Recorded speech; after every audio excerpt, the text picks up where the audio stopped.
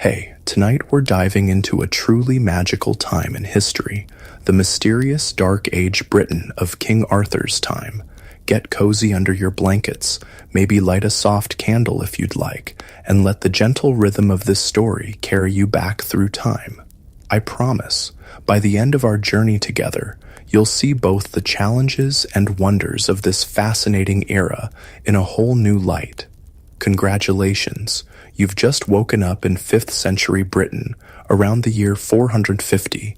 The air feels different, fresher, wilder somehow. There's a cool morning mist hovering just above the ground, and the scent of wood smoke drifts through the air. The good news is that you've arrived in a time of incredible change and fascinating possibilities. The bad news? Well, let's just say this isn't exactly the most peaceful moment in British history. You find yourself standing on a grassy hilltop, overlooking a small village nestled in a valley. Down below, thatched roof houses cluster together like mushrooms sprouting after rain. Thin trails of smoke rise from their center openings. This is Britain just as the Roman legions have departed these shores, leaving behind a land in transition. For nearly 400 years, Britain had been part of the mighty Roman Empire. The Romans, those people in fancy armor who built straight roads and large bathhouses where they liked to soak and gossip. They had brought order, luxury goods, and a certain way of life that many people had gotten quite used to. But now they're gone, their legions called back to Rome to deal with troubles closer to home. It happened about 40 years ago, a voice says beside you. You turn to find an old man with a weathered face and kind eyes. He leans on a wooden staff and gazes down at the village. I was just a boy when the last Roman soldiers boarded their ships. Some say Emperor Honorius sent a letter telling us Britons to look to our own defense. Others say it was that General Constantine who took our soldiers away for his wars. Either way, they left us. The old man gestures toward the valley. The good news is that we're still here, still living, still growing food and raising our children. The bad news is that without the Roman legions, others have come who want our lands. From this hilltop, you can see how the landscape is divided into small fields with low stone walls. There are sheep grazing on the hillsides, and in some of the fields, you notice people working the land with simple tools. It's a peaceful scene, but there's also a tension in the air, like the feeling before storm. Who am I? The old man chuckles when you ask. I'm just Caddoc, once a stone mason who worked on the Roman buildings in the town of Corinium. Now I'm just an old man who remembers the old days.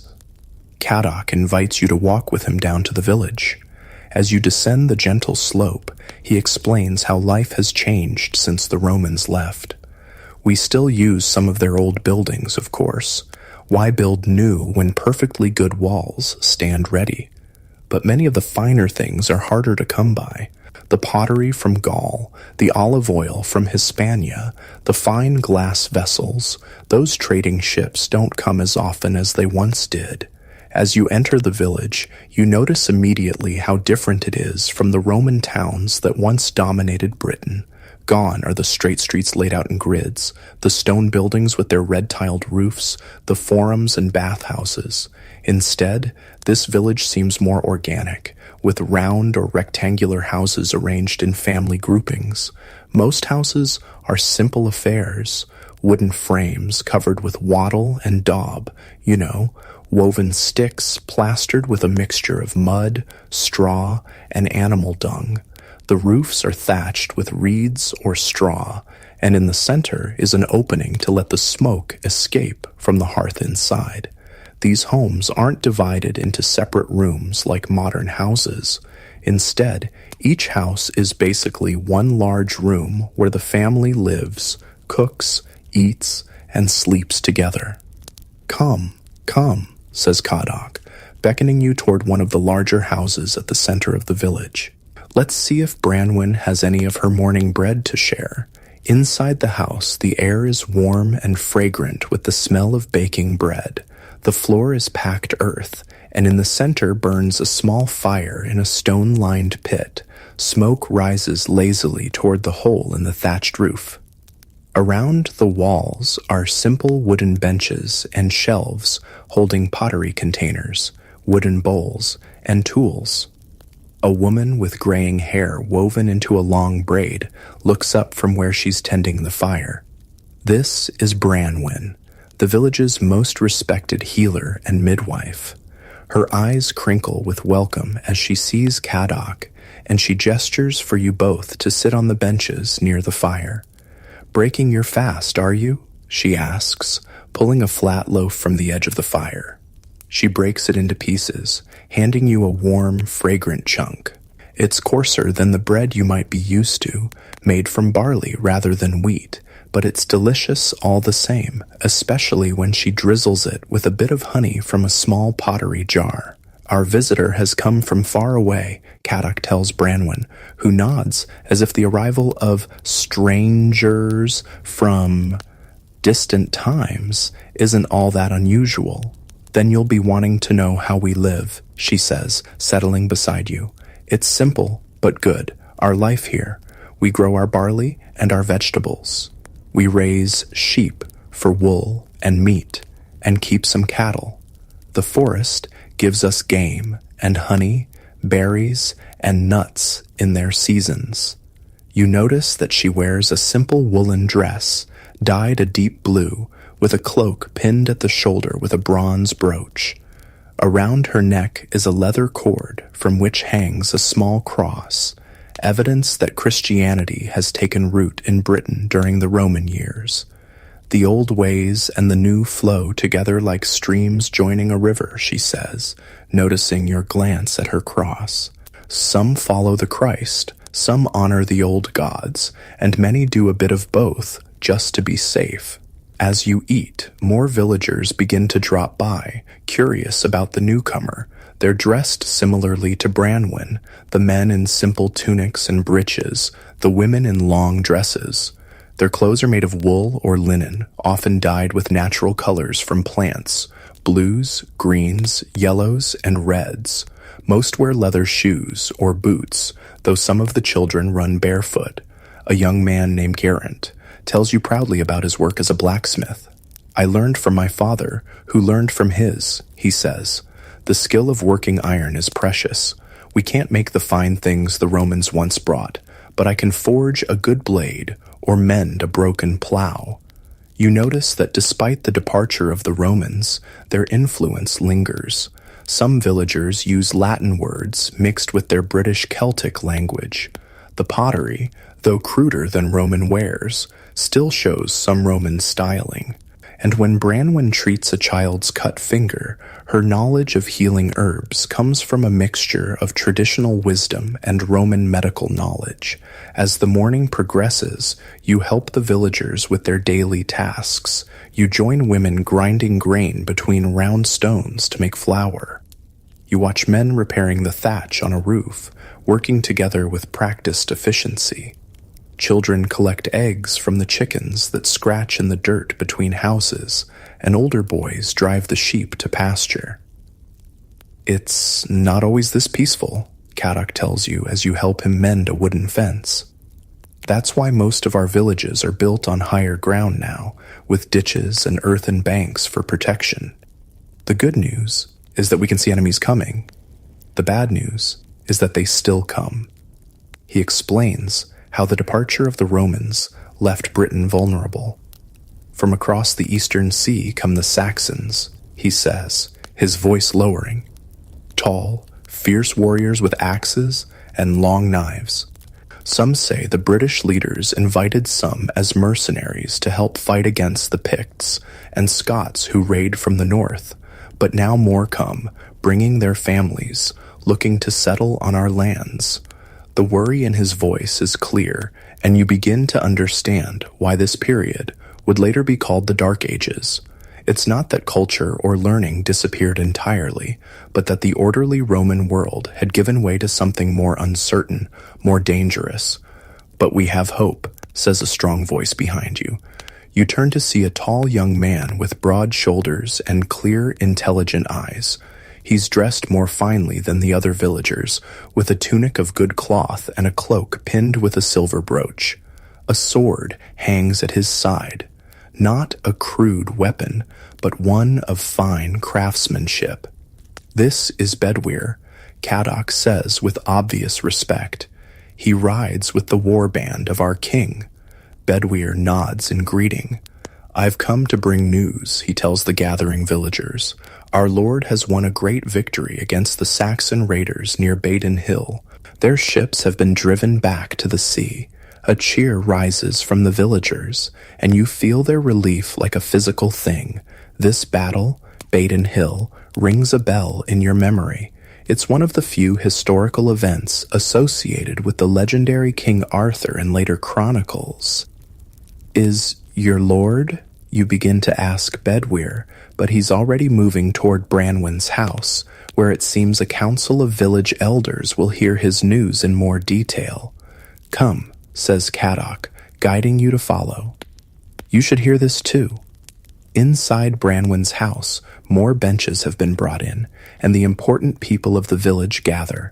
The blacksmith, a weathered farmer with calloused hands, an elderly woman whose intricate cloak pin marks her as someone of status, and several others. You and Caddoc find places at the edge of the circle.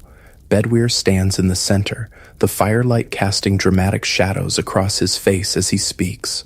Our lord, the Bear of Britain, the Dux Bellorum, the leader of battles, has proven again why the tribes chose him as High King. You feel a tingle of excitement. The Bear of Britain, in Latin, that would be Ardus or Artorius, names that could easily evolve into Arthur in later tellings.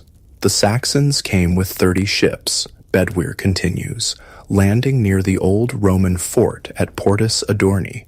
"They burned 3 villages before our lord could gather his war band, but gather he did, calling on warriors from many tribes, the Dumnoni, the Cornovi, the Dobuni, and more."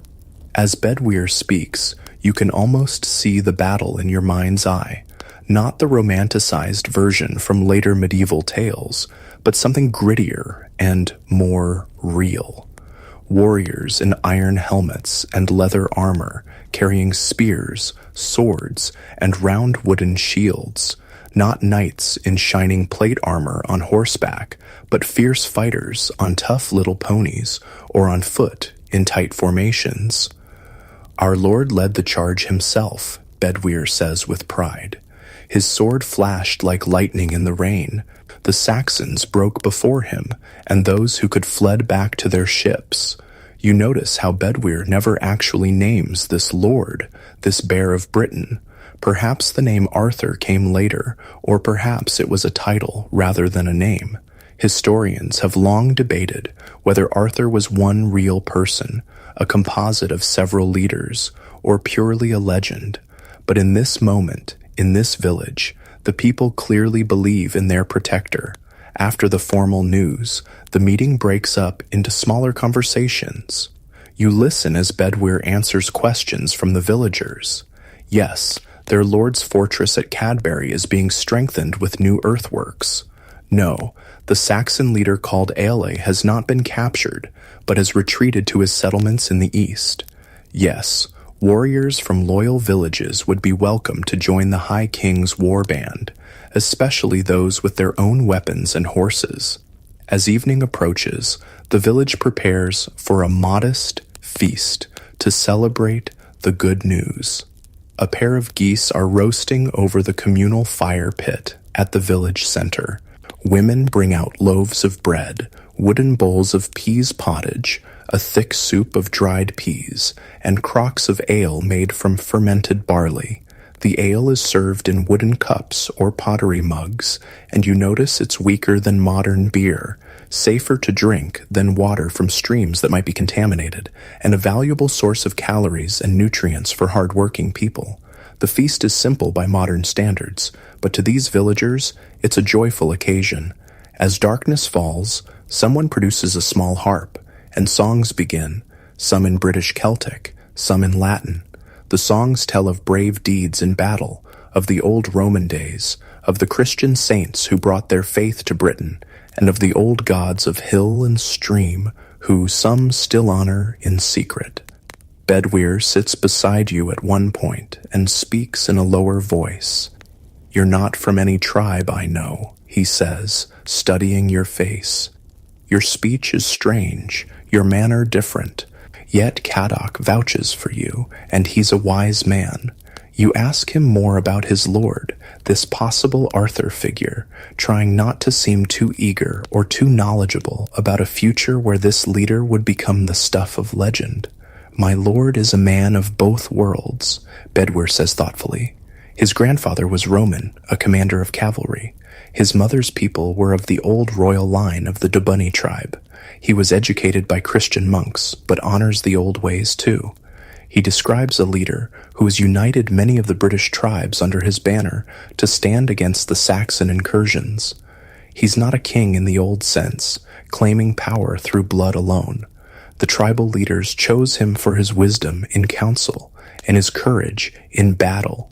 He takes counsel from many, from warriors, from Christian priests, from the old druids who still keep the ancient knowledge. You ask about Camelot, about a round table of knights, about Merlin the wizard, the elements of Arthurian legend that would develop over the centuries. Bedwyr looks puzzled at some of these questions.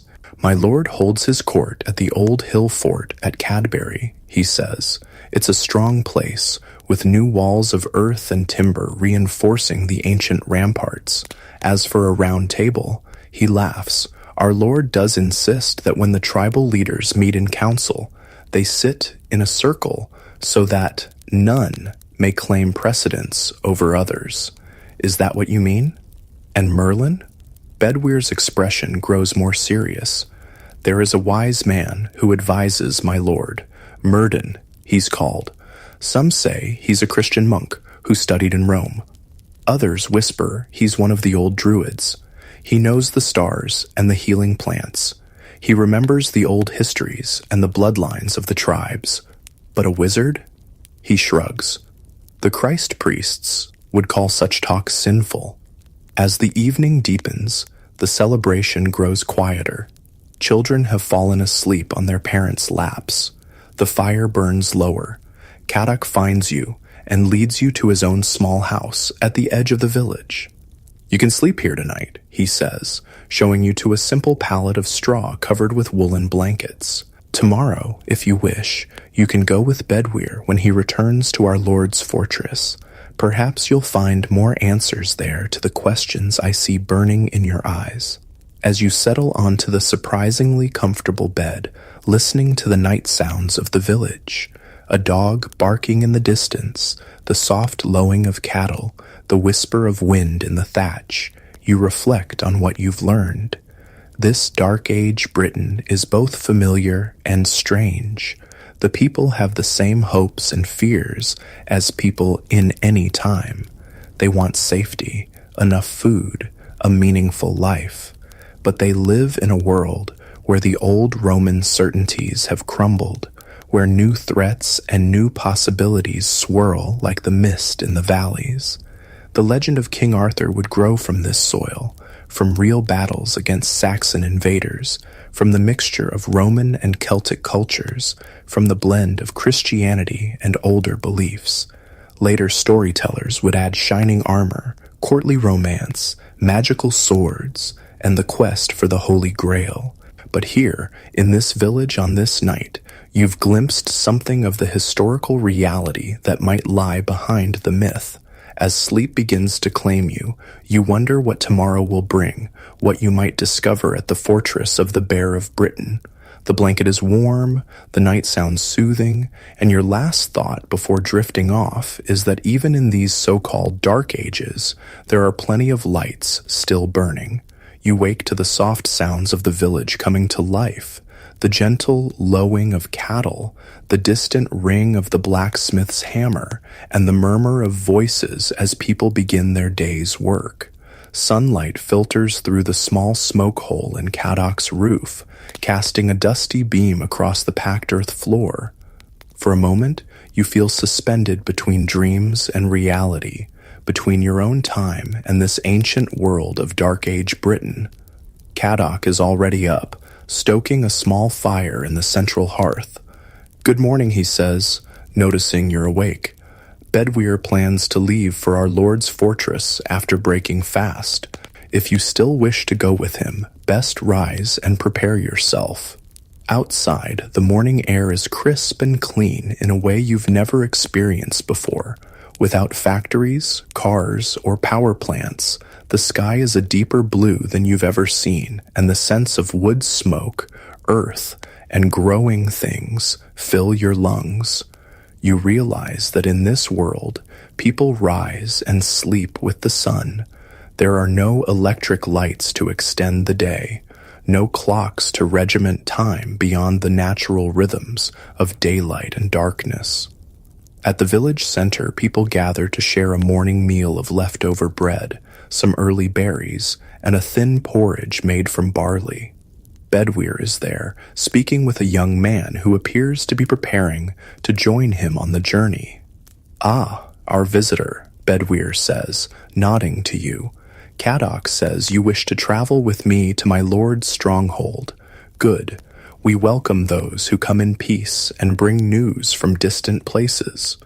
The young man beside him is introduced as Gawain, a name that sends a little tingle of recognition through you.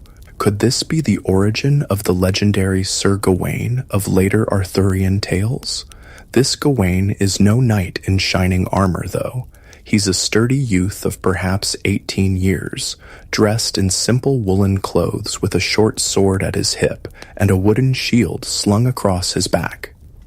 Gawain has decided to join our Lord's war band, Bedwyr explains. His father was a warrior before him, and the boy has skill with blade and spear. Soon, you're ready to depart. The villagers gather to bid farewell, with Branwen pressing a small pouch of dried herbs into your hands. "For strength on the journey," she says with a warm smile. Caddock clasps your forearm in the warrior's grip that was common in these times. "Perhaps our paths will cross again," he says. "May your god or gods watch over you until then." Your journey begins on foot, following old trackways that wind through valleys and forests. "We'll meet horses at the next village," Bedwyr explains. "My lord keeps mounts stationed at friendly settlements for his messengers." As you walk, the landscape of 5th century Britain unfolds around you. It's both familiar and strange. The rolling hills, the woodlands, the meadows are in the same places they'll be in your time, but their character is entirely different. The forests are deeper and more extensive, covering much of the land that will later be cleared for agriculture. These are ancient woodlands of oak, ash, birch, and hazel, teeming with life: deer, wild boar, wolves, and countless birds. "The forest gives us much," Bedwyr says, noticing your gaze. "Wood for our houses and our fires, game for our tables, honey from the wild bees, nuts and berries in their seasons. The monks say their God made the forest for man's use, but the old wisdom teaches that we are part of it, not its masters." You pass occasional fields where farmers work the land with simple tools: wooden plows, sometimes tipped with iron, pulled by oxen, wooden rakes and hoes, sickles for harvesting grain. The fields are small by modern standards, often surrounded by earthen banks or rough stone walls. The good lands near the villages are worked in common, Gawain explains.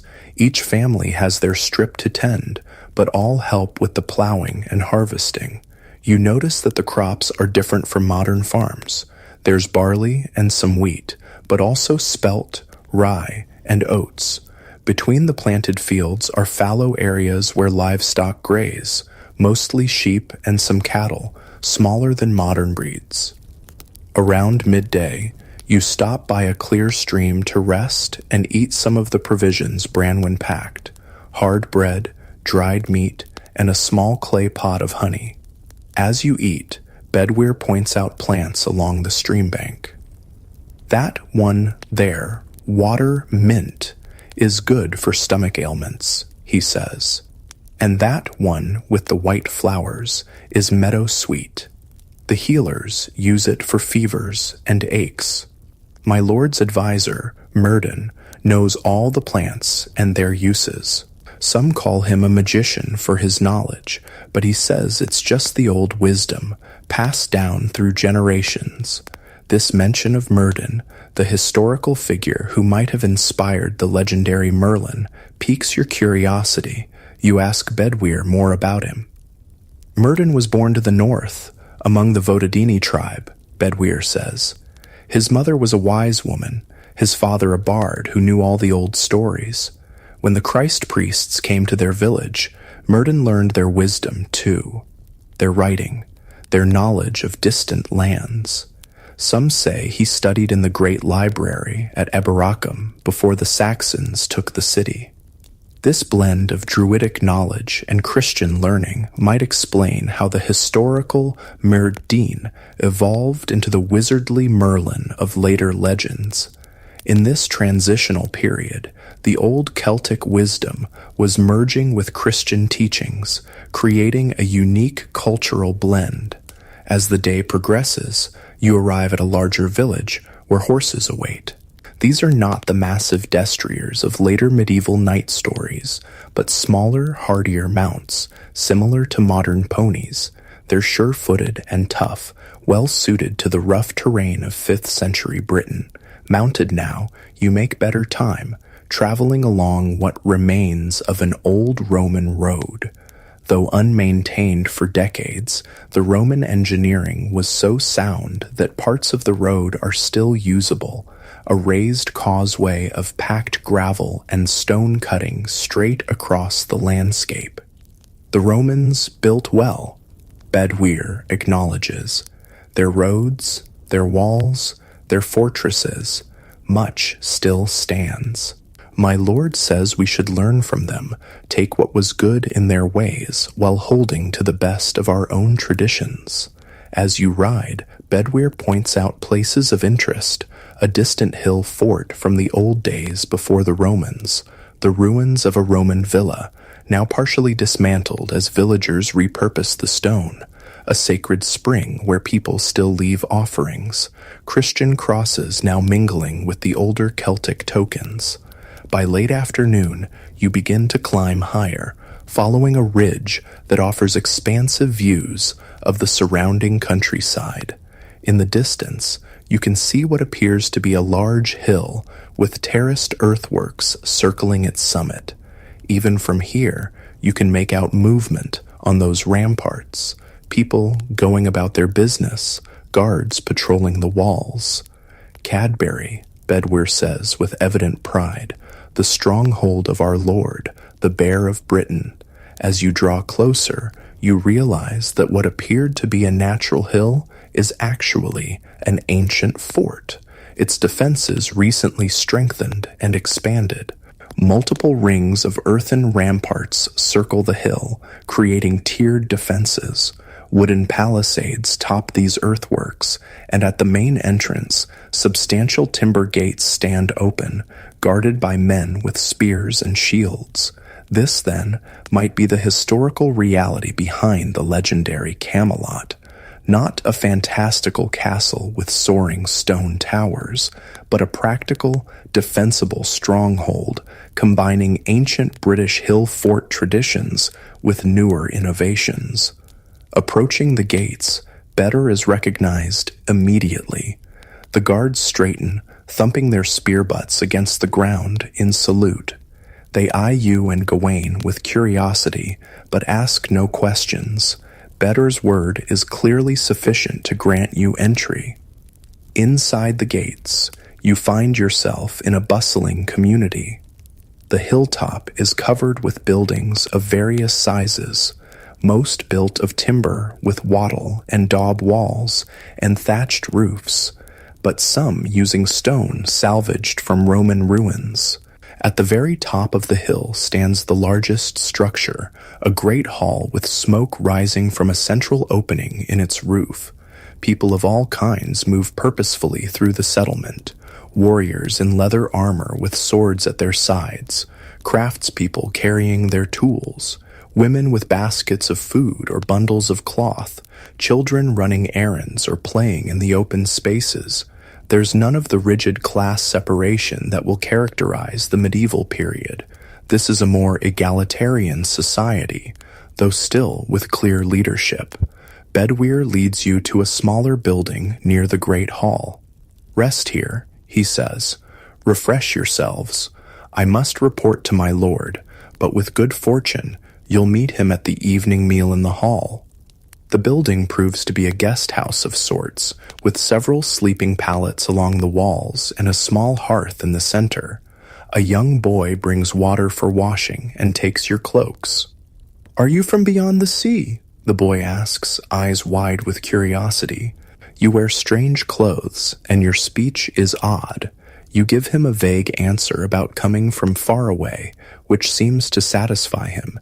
He introduces himself as Say, another name that rings bells from Arthurian legend, as Say would evolve into the Sir Kay of later stories. After washing away the dust of travel, you and Gawain venture out to explore the stronghold. The atmosphere is one of purpose and energy. This is clearly a place where people feel hopeful despite the uncertain times. Near the center of the settlement, you find craftspeople at work in open-air workshops. A potter's wheel spins as skilled hands shape a vessel from local clay. Nearby, a weaver works at a vertical loom, creating cloth from wool dyed with plant materials.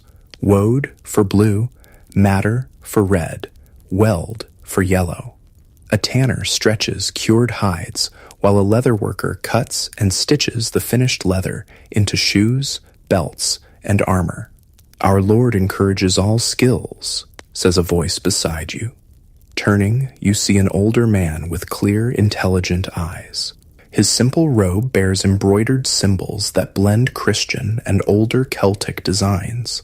A wooden cross hangs at his neck, but also a small pouch that might contain herbs or charms. "I am Myrddin," he says, studying you with evident curiosity.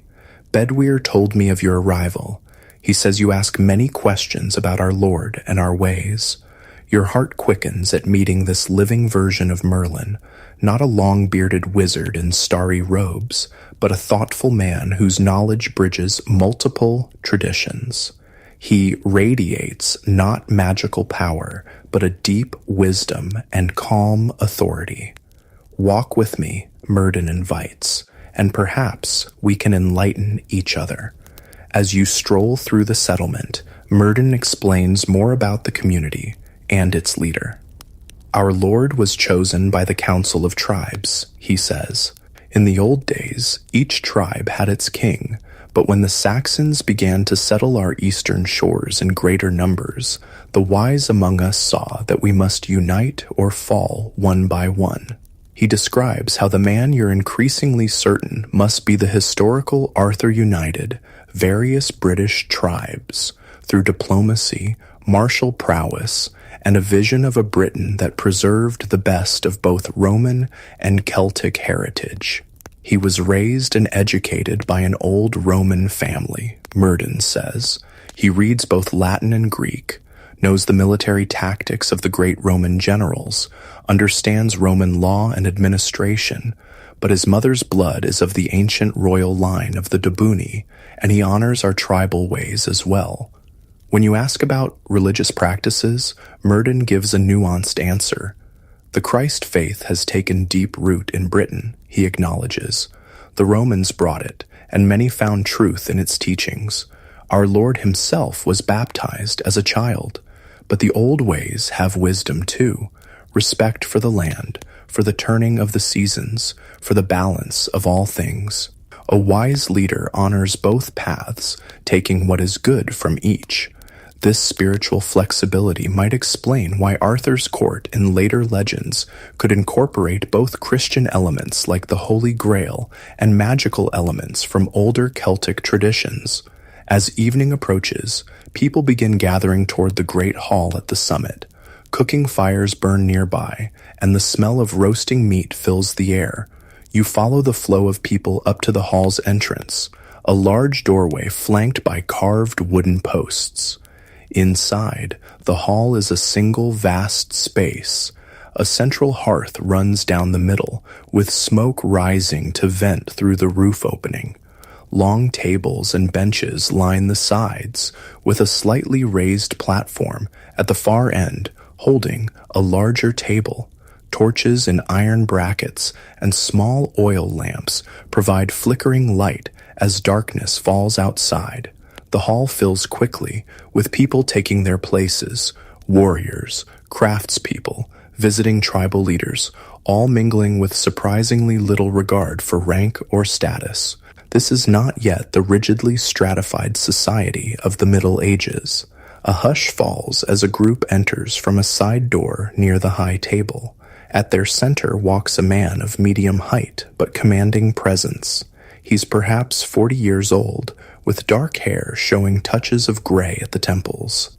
He wears a fine tunic of deep red wool embroidered at the edges, with a cloak fastened by an impressive silver brooch. A sword hangs at his side, not the mythical Excalibur of legend, but clearly a weapon of fine craftsmanship. As this man takes his place at the center of the high table, Bedwyr appears at your side. "Come," he says, "our Lord wishes to meet you." Heart-pounding, you follow Bedwyr to the high table. The man, surely the historical Arthur, though no one has yet spoken that name, regards you with keen intelligence. "Welcome to our hall," he says, in a voice accustomed to command, but warm with genuine welcome. "Bedwyr tells me you come from distant shores, with strange tales and questions about our ways." Before you can respond properly, there's a commotion at the hall's entrance. A warrior staggers in, blood seeping from a wound in his side. "My lord," he gasps, "Saxon ships, at least 20, landing near the old Roman port. They've burned the fishing village at the river mouth and are moving inland." The hall erupts in shouts and questions. The leader raises a hand, and silence falls immediately. "How many warriors?" he asks, his voice calm but urgent. "Several hundred at least," the messenger replies. "Led by a chief in a helm with raven wings." The leader nods thoughtfully, then begins issuing clear, concise orders. Warriors are to prepare to ride at first light. Messengers will be sent to allied villages to gather more fighters. Supplies must be readied for the campaign. As the hall buzzes with purposeful activity, the leader turns back to you. "It seems our conversation must wait," he says with a small smile. "War calls, as it so often does in these troubled times. But join us at our table tonight, and tomorrow, if you wish, ride with us to see how we defend our lands against those who would take them." You're seated near the high table, alongside Myrddin, who watches the proceedings with thoughtful eyes. Servants bring food: roasted venison and pork, barley bread, stewed vegetables, and small cakes made with honey. The drink is mead, a sweet fermented honey beverage, and a lighter ale made from barley. "This is the rhythm of our days," Myrddin comments quietly. Moments of peace and creation interrupted by the call to defend what we've built. It has been so since the legions left. Perhaps it will always be so. As the meal progresses, you observe the interaction between the leader and his people. There's respect, but not the fawning deference that will characterize relationships between lords and subjects in later medieval times.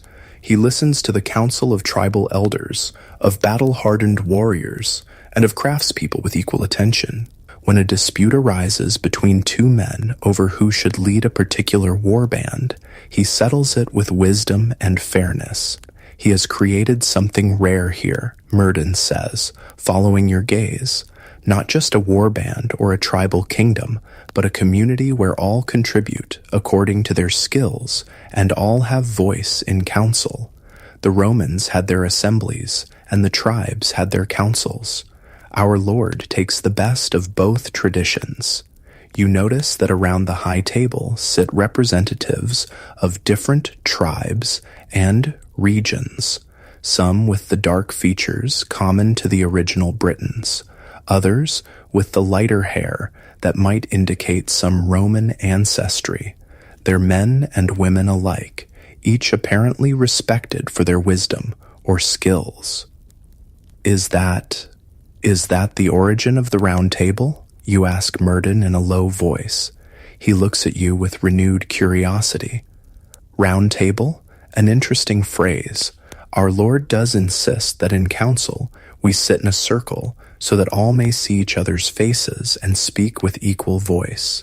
In the old days, the tribal kings would argue endlessly about who should sit in the place of honor. Our Lord says that in his council, the only place of honor is earned by wisdom and courage, not by birth alone.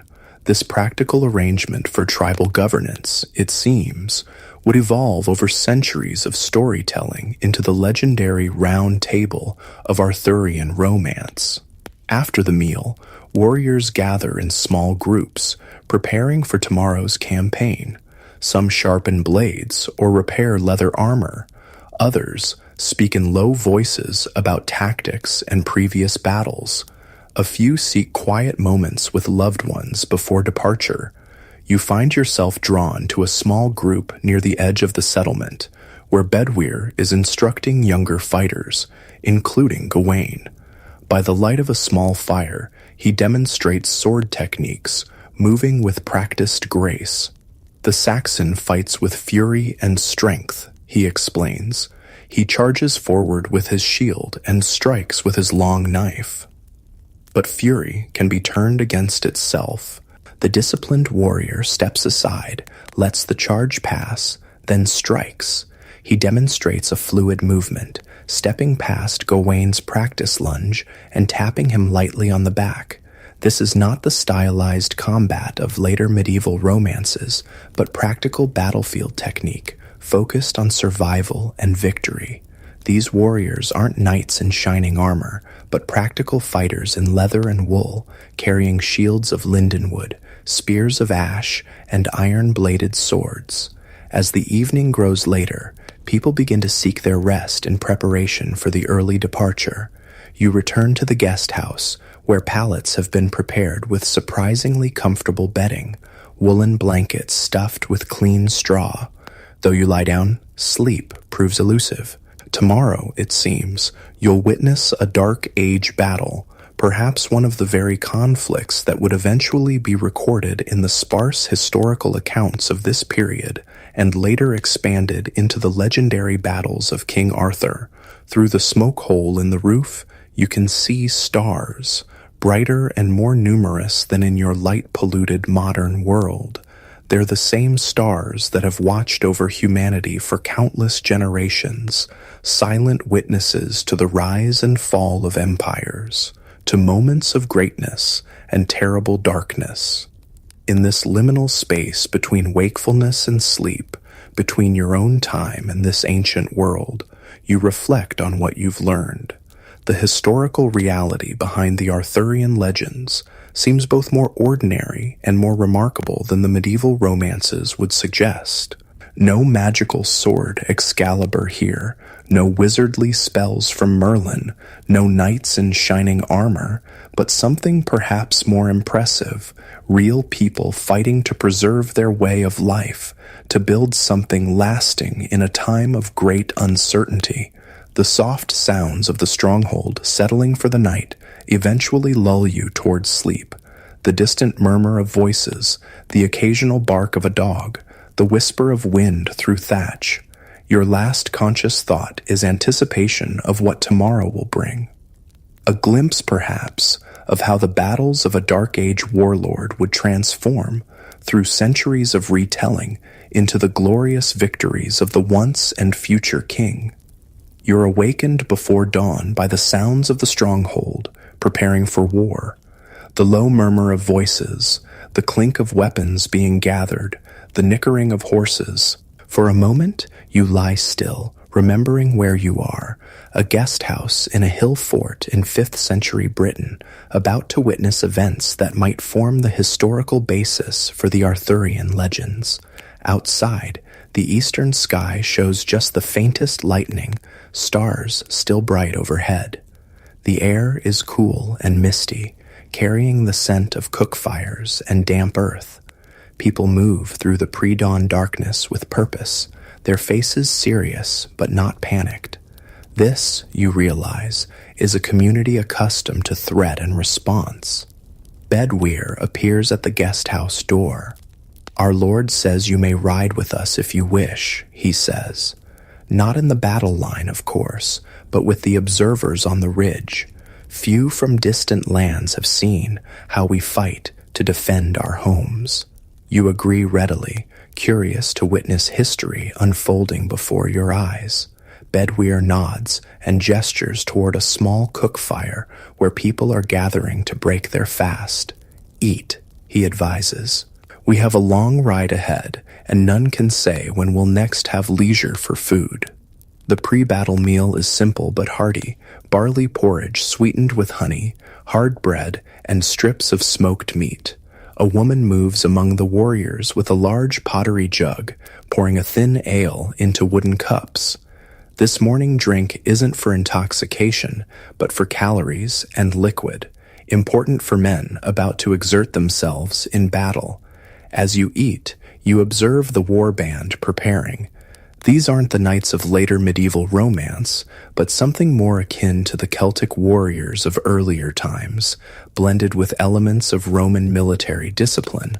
Some wear leather armor reinforced with metal plates, others wear mail shirts, thousands of interlocked iron rings that offer good protection against slashing weapons. Most have iron helmets, many clearly repurposed from old Roman designs. Their weapons are practical and deadly: iron-bladed spears with ash shafts, swords of various designs, small throwing javelins, and round shields made of wood covered with leather or linen. Some carry bows, though these appear to be hunting weapons pressed into military service rather than the specialized war bows of later centuries. Looking at these Dark Age warriors, you can see elements that would evolve into the heavily armored knights of later Arthurian tales. But the reality here is more pragmatic, more rooted in the necessities of survival. The leader, the man who might be the historical Arthur, emerges from the great hall, already dressed for battle in a mail shirt that gleams dully in the growing light. His helmet bears no crown, but is distinguished by a band of bronze around the rim. At his side hangs his sword in a leather scabbard reinforced with bronze fittings, not the magical Excalibur of legend, but clearly a weapon of excellent craftsmanship. He moves among his warriors, speaking briefly with various group leaders, checking preparations with the calm efficiency of an experienced commander. You notice how the warriors straighten when he approaches, eager for his approval, but not cowering in fear. He leads through respect, not terror. Myrddin stands nearby, watching the preparations with thoughtful eyes. Unlike the wizardly Merlin of later stories, he wears no magical robes, but simple wool garments with some embroidered symbols. A leather satchel hangs at his side, containing herbs for healing, you guess, not magical potions. "Will you join us on the campaign?" you ask him. Myrddin nods. "I go where our Lord goes," he says. "My knowledge of herbs can mend wounds, and sometimes my counsel aids in understanding our foes." "And you?" Bedweir says you'll observe from the ridge. When you confirm this, Myrddin studies you with those penetrating eyes. "Good. Watch carefully then. What you witness today is not just men fighting men. It is the meeting of different worlds, different visions for what these islands might become. Soon the warband is mounted and ready to depart.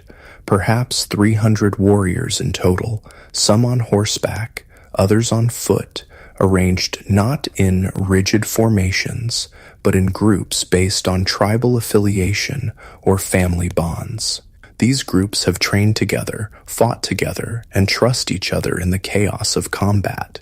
You're provided with a sturdy pony and placed in a small group of non-combatants, a couple of tribal elders too old to fight but valued for their counsel, a young monk who serves as a scribe, and several messengers who will carry news of the battle to allied settlements. As you ride out through the gates of the stronghold, the sun peaks above the horizon, burning away the morning mist and revealing a landscape of rolling hills, patches of ancient forest, and small cultivated fields. The column moves at a steady pace, following old trackways that wind across the countryside. We go to the river crossing near the old Roman port, explains one of the elders riding beside you, a weather-beaten man named Geraint. If the Saxons wish to move inland, they must cross there. Our Lord plans to meet them at the ford. The strategic thinking is sound. Rather than allowing the invaders to push deeper into British territory, the defenders will confront them at a natural choke point, where the Saxons' numbers won't be as advantageous. As you ride, Geraint shares his knowledge of the Saxons. They come from the Eastern Sea, he says, pointing toward the distant coast. Their homeland is cold and often flooded, so they seek new lands. Some were invited as mercenaries generations ago to help defend against the Picts and Scots from the north. But more came, bringing families, looking to settle. He describes the Saxon culture as different from the Romano-British, more tribal, less influenced by Roman ways. They have their own gods, their own customs, he explains. Some learn our ways and live peacefully alongside us, but others, he gestures toward the horizon where you're headed. Others come with fire and sword, taking what they want. By midday, your group has covered considerable distance. The terrain has changed, becoming flatter as you approach the river valley. In the distance, you can see a thin column of smoke rising, evidence, perhaps, of the village the messenger mentioned being burned. The war band stops to rest briefly in a sheltered valley.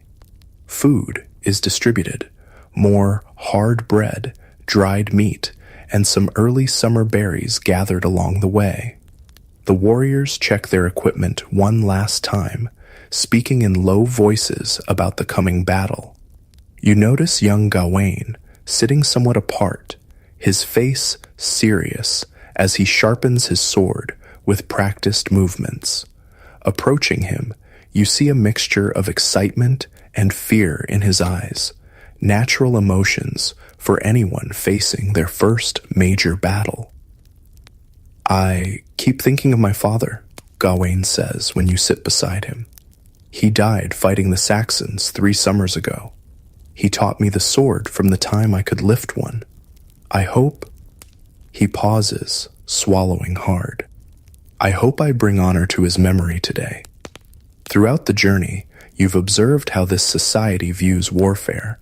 It's not the romanticized chivalric combat of later Arthurian tales, but neither is it viewed as glorious in itself. Rather, it's seen as a grim necessity, a duty to protect home and family. Warriors gain respect not for killing, but for preserving their communities through courage and skill.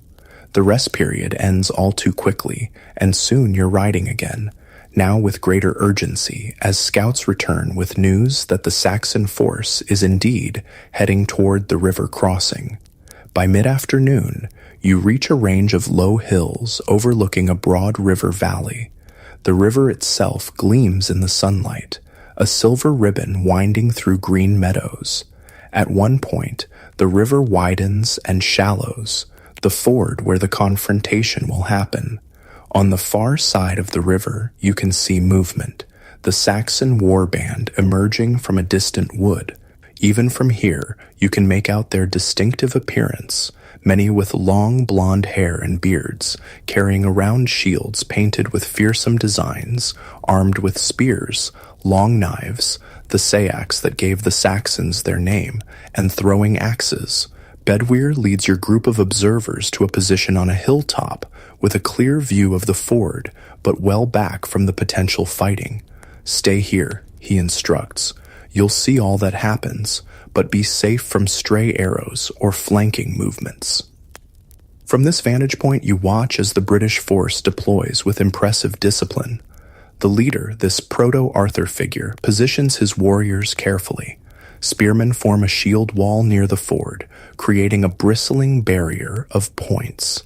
Behind them, sword fighters wait to exploit any breach. On the flanks, mounted warriors prepare to sweep around and attack from the sides if opportunity presents. Myrddin comes to stand beside you on the hilltop, his eyes narrowed as he studies the deployment. Our Lord learned much from the old Roman manuals of war, he comments, but he adapts their teachings to our weapons, our terrain, our enemies. That is his genius. As the Saxon force approaches the opposite bank, you witness something unexpected. Rather than immediately attacking, the British leader rides forward with just a small honor guard and raises his hand in a gesture for parley. After some visible discussion among the Saxon leaders, one of them, a tall figure in a helm adorned with raven wings, steps forward with his own guards. The two leaders meet in the shallows of the ford, water swirling around their horses' legs. Though you're too far away to hear their words, you can see they speak for some time, gestures occasionally punctuating their conversation. What are they doing? You ask Myrddin. Our Lord always offers peace before war, the advisor explains. He offers the Saxon leader land east of the river if they will settle peacefully and acknowledge his overlordship. Some accept such terms. Not all Saxons come for bloodshed alone. Many seek only land for their families. After what seems an eternity of tense conversation, the two leaders turn back to their respective forces. From the continued preparations on both sides, it's clear that peace has not been achieved. The Saxon wants more than our Lord can give, Myrddin sighs. So now blood must speak where words fail. What follows is not the choreographed, one-on-one combat of later Arthurian romances, but the harsh reality of Dark Age warfare. The Saxons advance across the ford in a wedge formation, shields overlapping, voices raised in a rhythmic chant that carries clearly across the valley. The British spear wall stands firm, presenting a hedge of iron points. From your distant vantage point, the battle unfolds like a living tapestry, terrible in its way, but also grimly fascinating as an historical moment. The initial clash sends ripples through both formations. Men fall on both sides. The ford's waters run red. For a time it seems the Saxon wedge might break through the British center by sheer momentum and weight of numbers. But then you see the British leader, this historical Arthur, move his mounted warriors in a sweeping arc to strike the Saxon formation from the flank. The maneuver works brilliantly, caught between the spear wall to their front and mounted warriors on their flank. The Saxon formation begins to crumble. Individual combats break out across the ford and on both banks, warriors grappling in the mud, the clang of weapons carrying clearly in the afternoon air. Through it all, you can track the British leader by his distinctive helmet and the banner carried nearby. A red dragon, you realize, a symbol that will feature prominently in later Arthurian legends. He fights not from a safe distance, but in the thick of combat, his sword rising and falling, his shield turning aside Saxon blows. He leads from the front, Geraint says beside you, pride evident in his voice. That is why men follow him, not because of his birth or wealth, but because he never asks others to take risks he will not take himself. The battle's tide turns decisively when the Saxon leader, he of the raven-winged helm, falls in single combat with the British commander. You can't see the details from this distance, but a great cry goes up from the British fighters, and the Saxon formation dissolves into a fighting retreat. Not all the invaders flee. A significant group lays down weapons and kneels in submission. This, too, is different from how later medieval tales would portray such conflicts. In the harsh realities of Dark Age survival, taking capable prisoners who might become settlers under your rule was often more valuable than slaughtering enemies.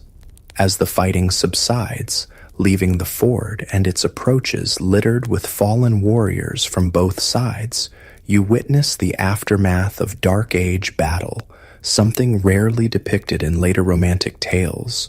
The wounded are gathered by comrades. Healers, including Myrddin, move among them, applying herbal poultices, binding wounds, sometimes performing the grim task of ending suffering that cannot be relieved.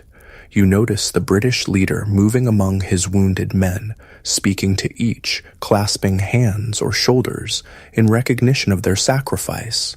He shows similar respect to wounded Saxon prisoners, ensuring they receive care alongside his own men.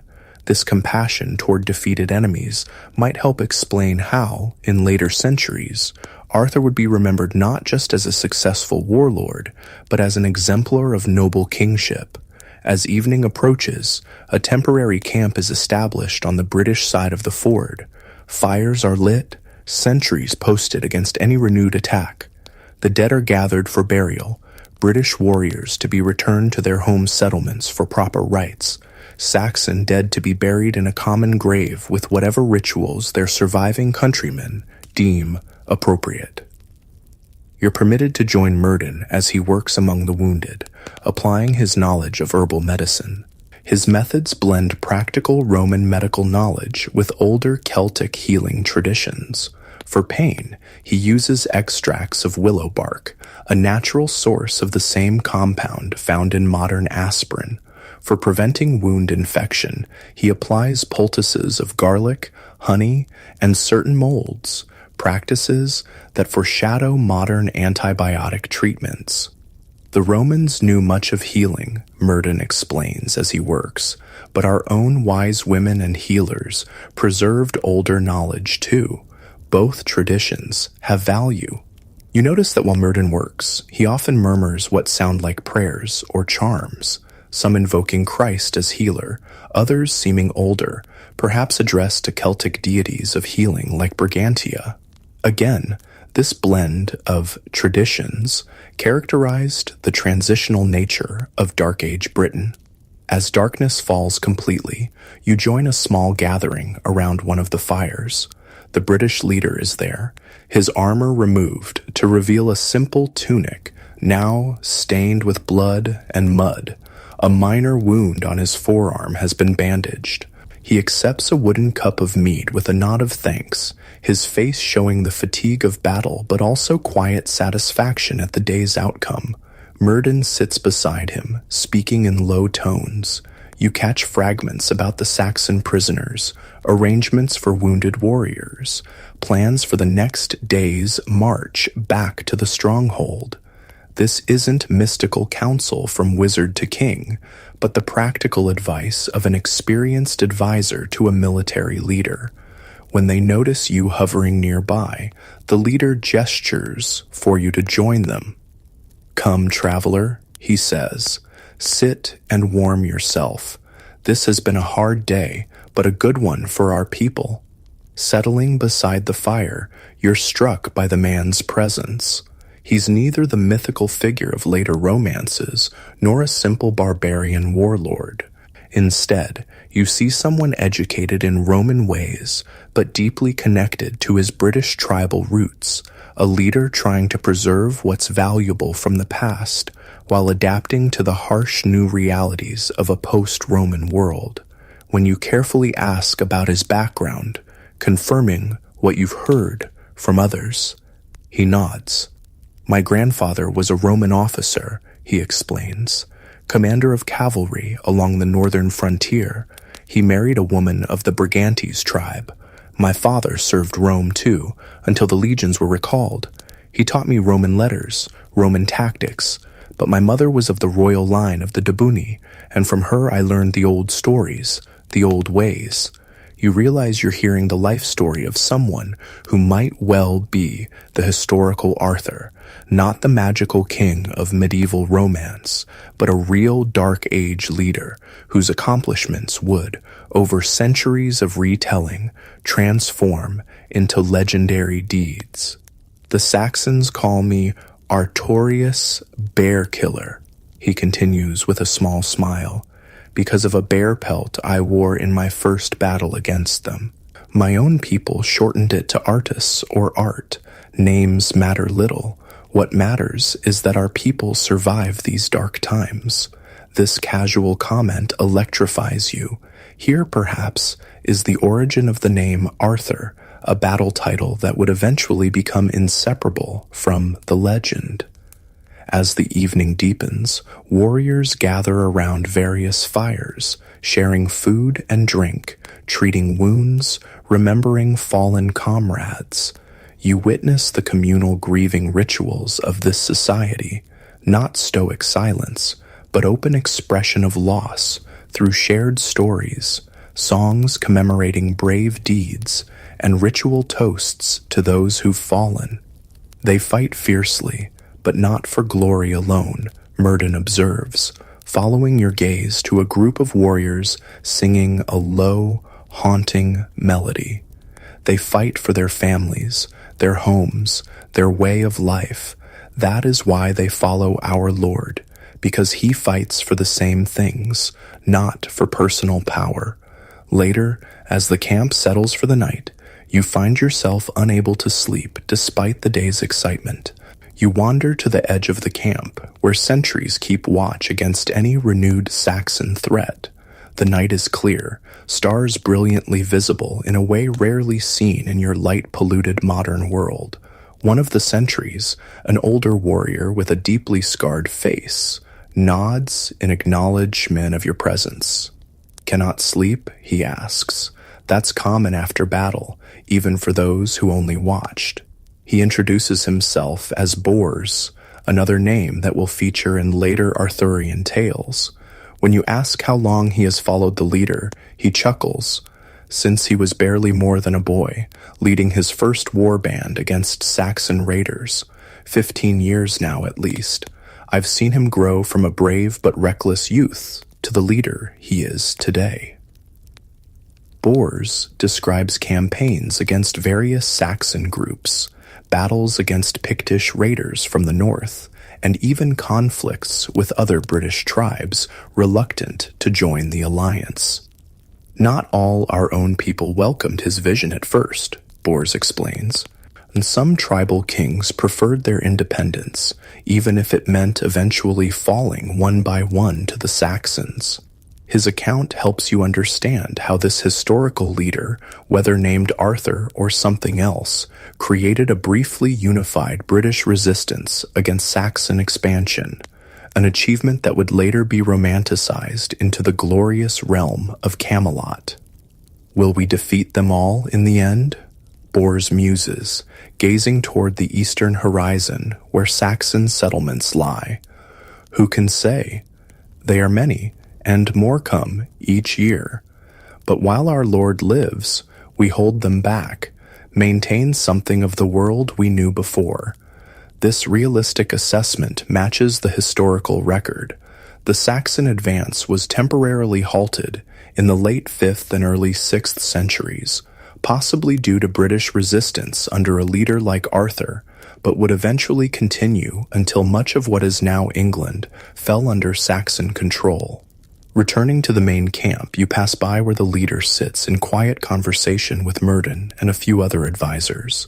Their discussion appears serious, not just about tomorrow's return march, but longer-term strategies for defending British lands and preserving their way of life. You realize you're witnessing leadership in its most fundamental form, not the divine right of kings from later eras, but authority earned through competence, courage, and care for one's people. This, perhaps more than any magical sword or mystical quest, explains why the memory of Arthur would endure through centuries.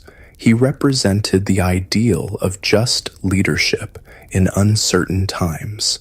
As you finally settle back onto your sleeping mat, wrapped in a woolen blanket against the night's chill, your mind whirls with all you've witnessed.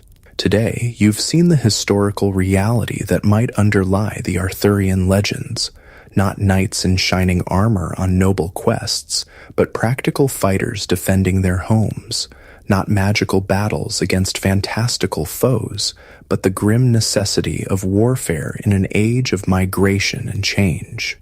Not a mythical king touched by divine favor, but a skilled leader uniting diverse peoples against a common threat.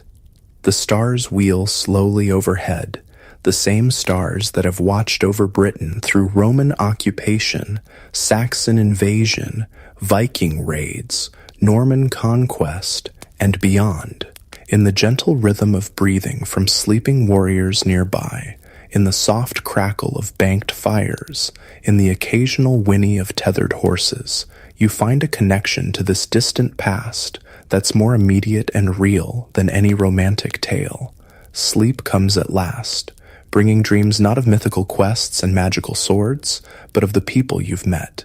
Bedwyr the loyal warrior, Myrddin the wise advisor, Gawain the young fighter honoring his father's memory, and the leader himself, this possible Arthur, whose real deeds would someday transform into legend.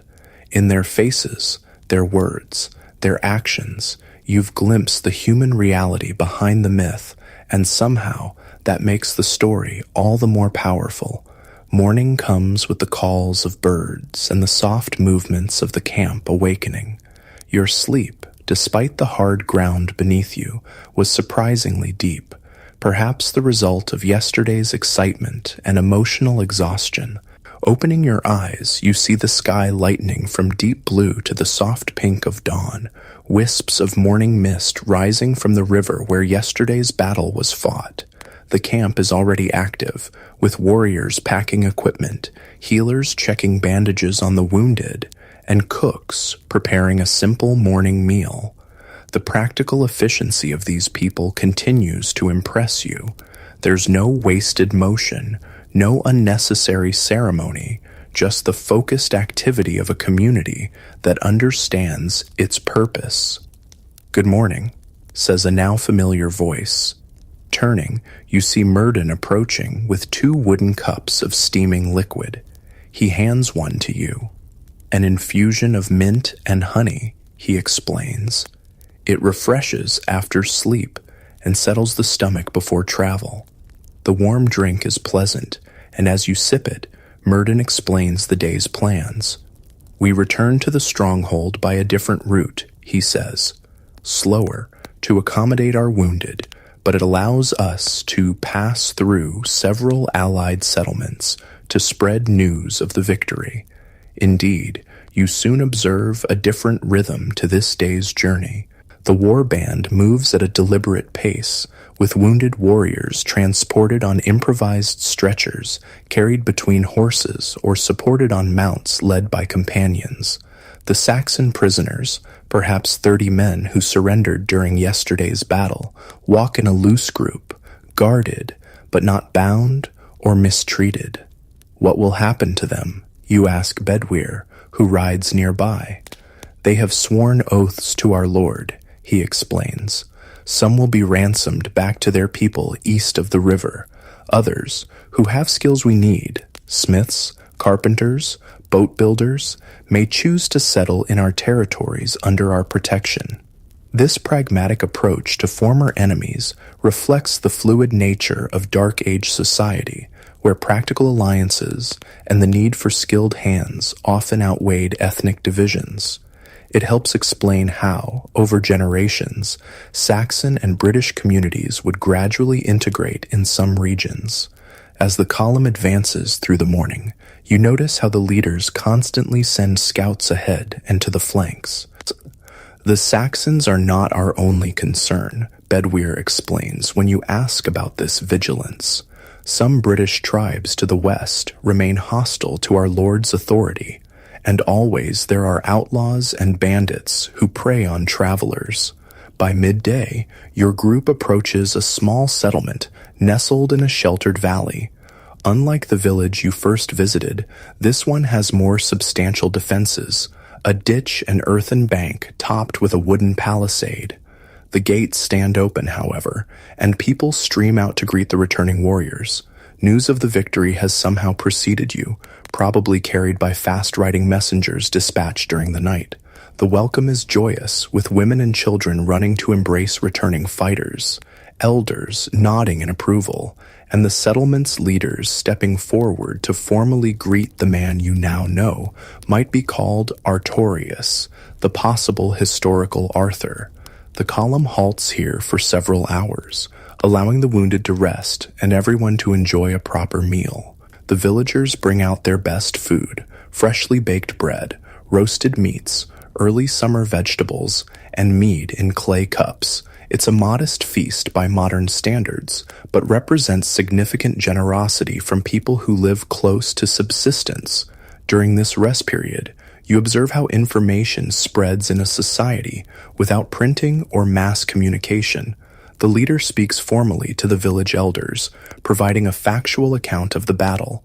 Meanwhile, warriors share their experiences with relatives and friends, embellishing some details while downplaying others.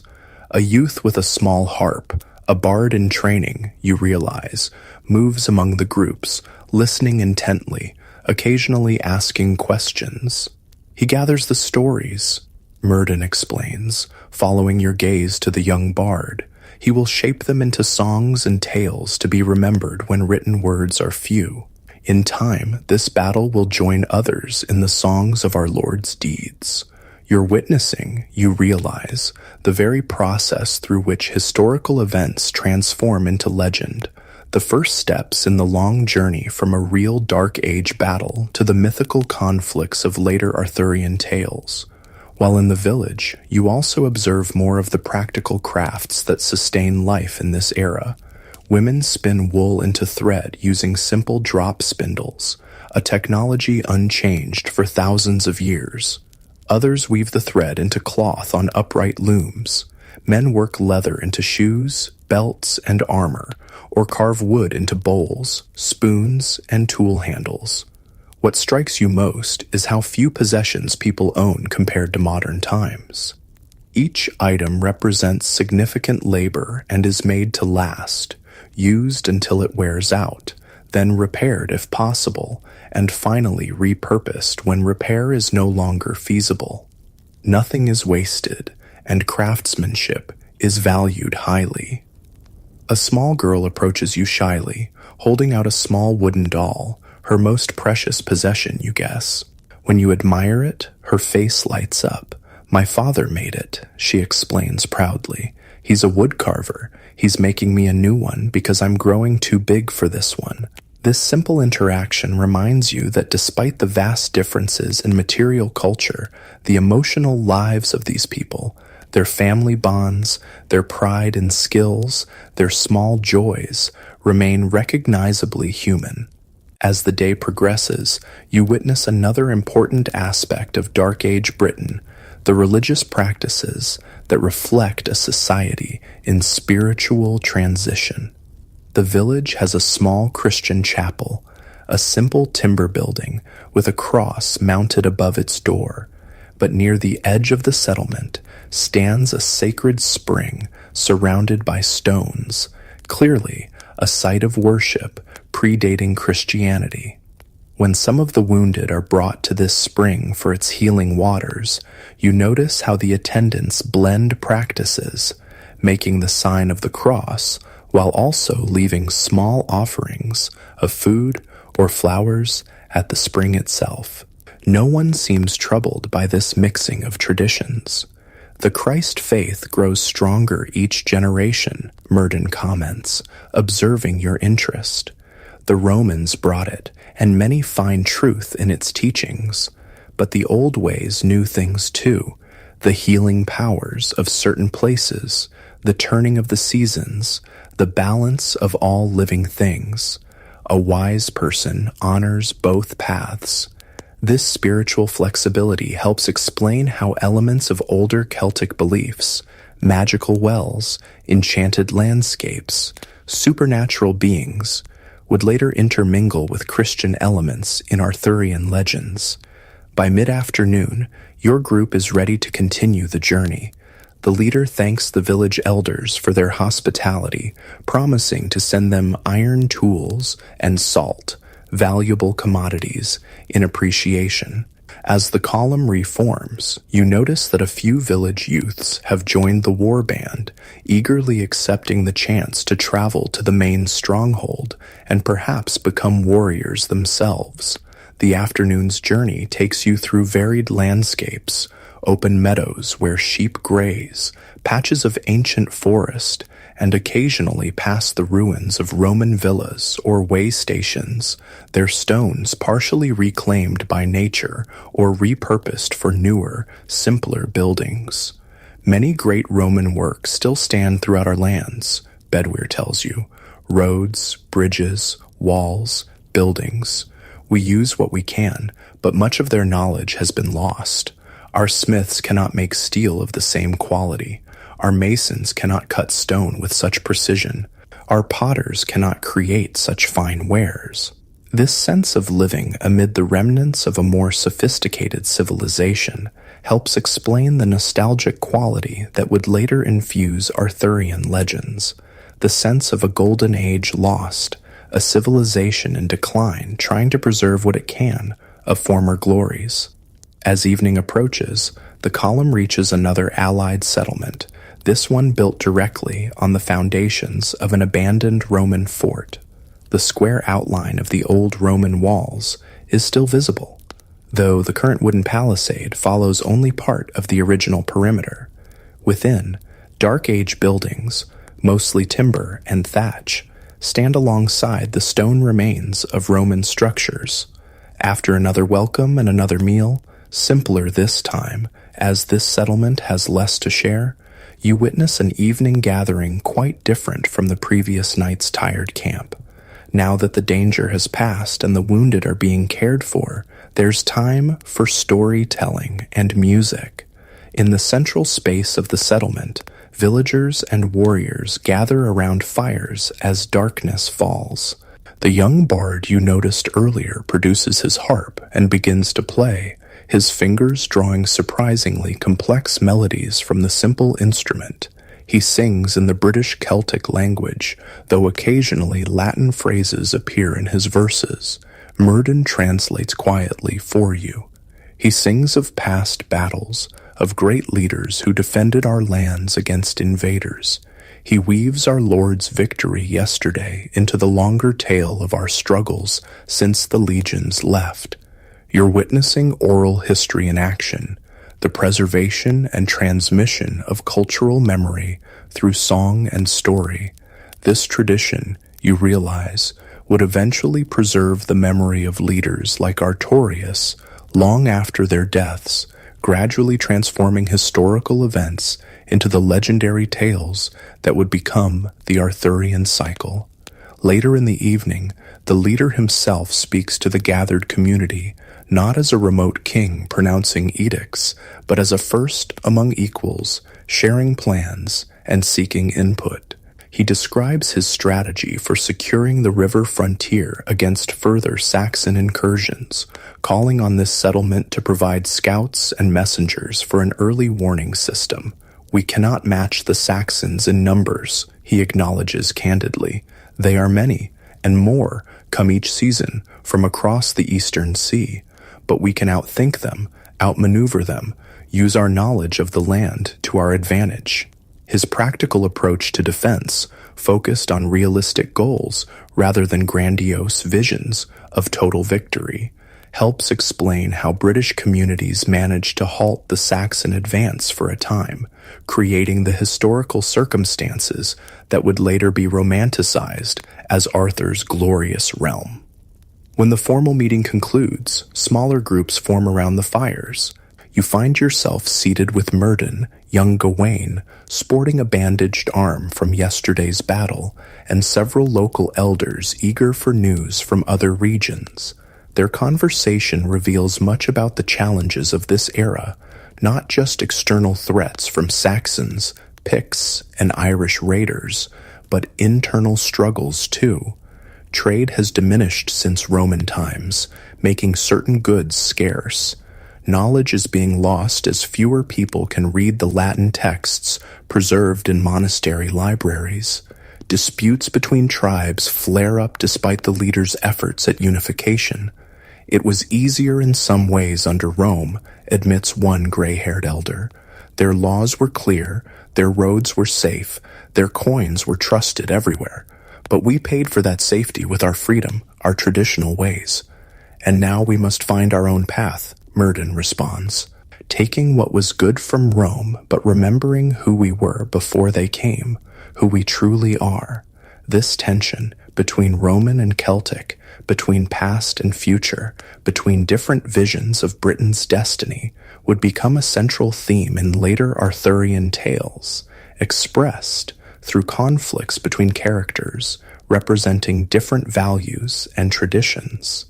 As the evening progresses, you notice the leader sitting somewhat apart, deep in conversation with a travel-stained messenger who must have arrived while you were distracted. Their expressions are serious, their gestures suggesting disagreement or concern. "Trouble?" you ask Murden quietly. "Always," he sighs.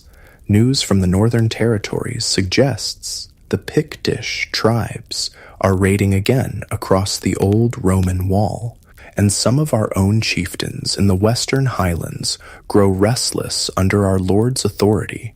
This constant pressure from multiple directions, Saxons from the east, Picts from the north, internal divisions among the British themselves, helps explain why any unification achieved by a leader like Artorius would prove temporary. The historical reality was more complex than later legends would suggest, with no simple division between good and evil, no clear path to lasting victory. As people begin to seek their sleeping places for the night, you witness a small, tender moment that humanizes these historical figures. The leader, despite his obvious fatigue, takes time to visit each of his seriously wounded men, speaking quietly with them, clasping hands or touching shoulders in reassurance. You see how his warriors look at him with genuine devotion, not forced deference. He remembers every name, Bedwyr says, appearing beside you. Knows their families, their villages, their skills and hopes. That is rare in a great leader.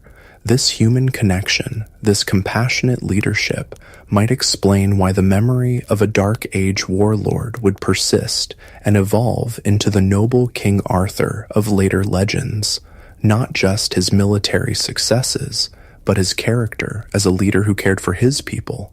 Finding your assigned sleeping place in a simple guest house, you settle onto a straw-filled mattress, pulling a woolen blanket against the night's chill.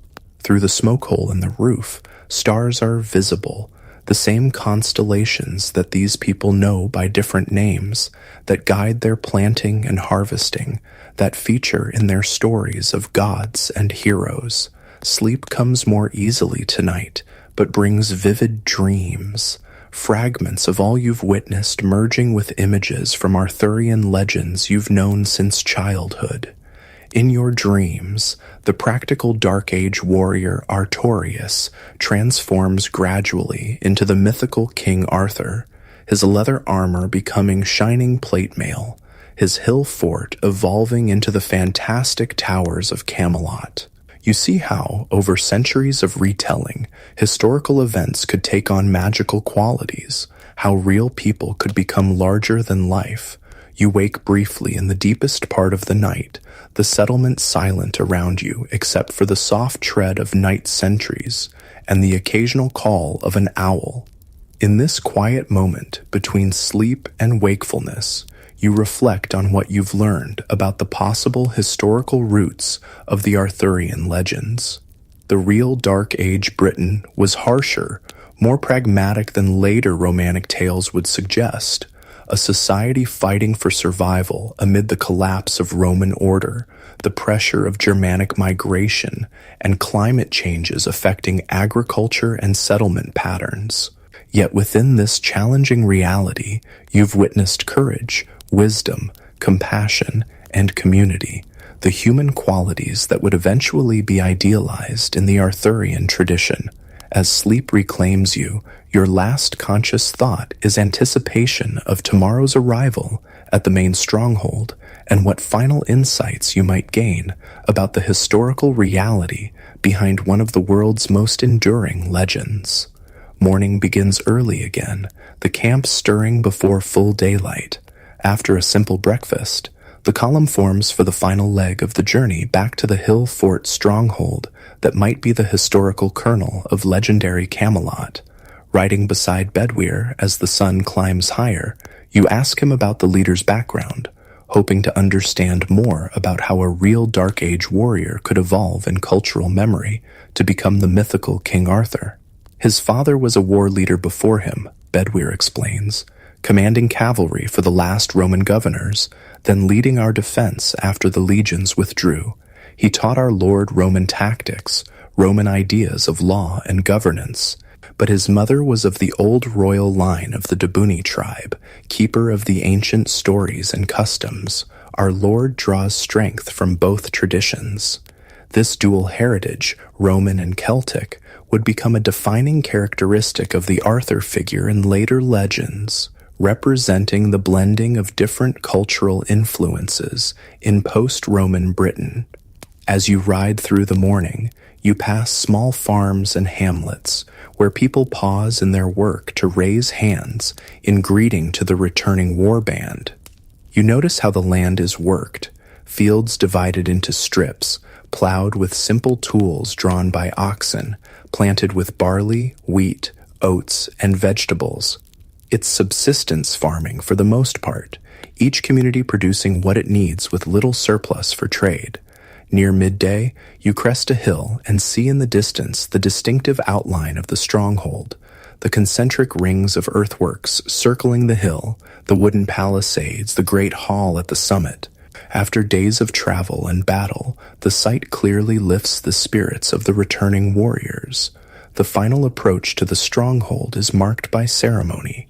Sentries on the outer walls spot the column and sound horns to alert the community. People stream from the gates to welcome the returning fighters, and as you enter the settlement, you're swept into a scene of joyous reunion. Families embrace returning warriors. Children dart between adults, excitedly asking about the battle. Elders nod in approval at the news of victory. The wounded are gently helped toward the healing houses, while the Saxon prisoners are led to quarters where they'll be housed until their fate is decided.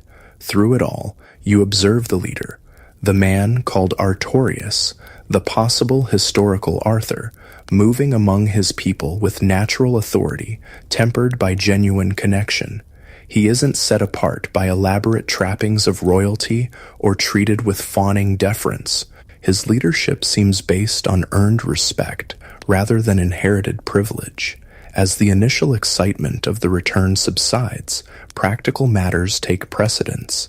A council is called in the Great Hall to discuss the implications of the battle, the disposition of the Saxon prisoners, and strategies for securing the frontier. You're invited to attend, perhaps as a courtesy to a guest who has shared in the campaign's dangers. Inside the Great Hall, a large fire burns in the central hearth, smoke rising to vent through the hole in the thatched roof. The leader sits not on an elaborate throne, but on a simple wooden chair slightly elevated on a small platform. Around him gather representatives of different communities and interests, tribal elders, war leaders, craft masters, and a few women whose bearing suggests they hold positions of respect and authority.